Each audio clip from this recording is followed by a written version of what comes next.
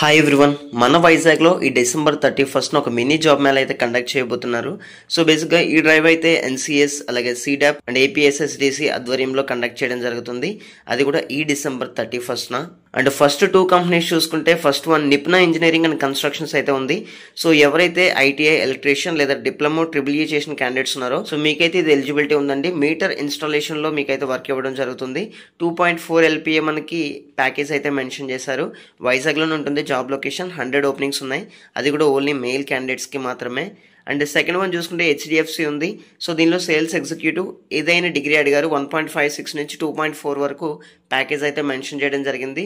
అది కూడా వైజాగ్లోనే మనకి పోస్టింగ్ అయితే ఇవ్వడం జరుగుతుంది. ఇక థర్డ్ కంపెనీ చూసుకుంటే మెడ్ ప్లస్ ఫార్మసీ ఉంది. దీనిలో ఫార్మసిస్ట్ వేకెన్సీ ఉంది. విత్ పీసీఐ సర్టిఫికేట్ అయితే డెఫినెట్లీ ఉండాలి.